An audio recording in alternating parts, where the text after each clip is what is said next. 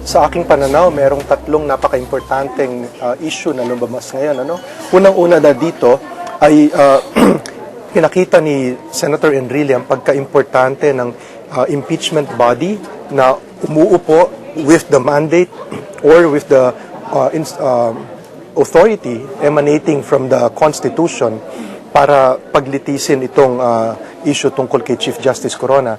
At kahit na itong si Justice Cuevas ay nagmungkahi na magkaroon muna ng pagkakataong magpetisyon sa Supreme Court gaya ng ginawa nila at hintayin ang desisyon ng Supreme Court na magdesisyon tungkol dito sa mga sinagpina na bank records, sinabi ni Senate President Enrile kahit na pwede mong gawin yon, ang impeachment body ay magpapatuloy sa paglilitis kay Chief Justice Corona. Ang pangalawa ay itong desisyon na huling binasa ng Senado tungkol sa pagsabina naman sa mga associate justices ng Supreme Court.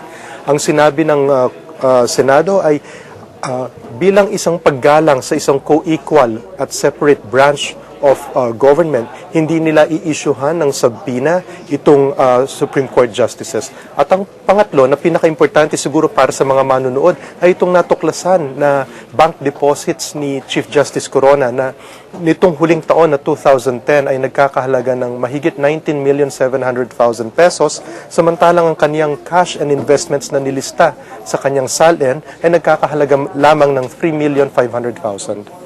So may discrepancy po talaga doon ba sa SALN at sa mga bank accounts na nakuha ngayon? Pero ebidensya na ba ito? Considered as evidence? Ito ay minarkahan pa lamang ng prosecution at hindi pa naman talaga ino-offer. Pero syempre, lumabas na yun sa ating kaalaman na merong mukhang lumalabas na discrepancy sa SALN at sa kanyang actual bank deposits. Maraming salamat again, Attorney Joey Bernabe, sa pagbibigay linaw sa aming mga legal questions. Samantala, alamin po natin ang kalagayan sa labas na Senado mula sa aming kasamang si Zarina Lusuegro. Pursigido na nga ang depensa sa naging hakbang nito kanina na pagdulog sa Korte Suprema kaugnay sa pagpapasabpina ng bank records o account ni Supreme Court Chief Justice Renato Corona. Kanina sa press briefing ayon kay Attorney Tranquil Salvador III ay nais nilang ipatanggal ang paragraph 2.3 ng Article 2 ng impeachment complaint dahil ginagamit daw umano itong avenue ng prosecution upang maglabas ng mga ebidensya o hindi katanggap-tanggap na ebidensya para sa pag-usapin o kaugnay nga sa usapin ng bank accounts ni CJ Corona. Pero pag dilinaw ng abogado, patuloy pa rin nilang nirerespeto ang Senado na tumatayong impeachment court sa kabila ng paghahain nila ng petisyon sa Supreme Court. Samantala, bagamat na alarma ang prosecution sa naging hakbang na ito ng depensa, inaasahan na daw nilang mangyayari ito at naiintindihan nila ang kabilang kampo ukol dito dahil ang usapin daw ukol sa bank accounts ni Corona ay sadyang critical at crucial, lalo na ang dollar accounts nito.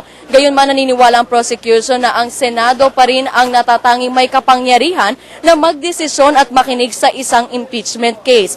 At kanina naman nananawagan ang grupo na sana'y igalang na lamang daw natin ang saligang batas.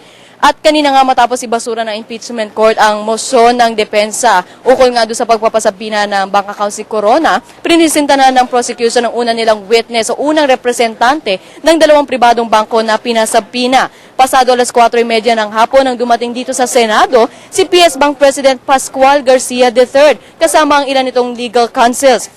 At kanina nasaksihan natin na naging mainit ang usapin ukol sa bank accounts ni Corona sa nasabing bangko.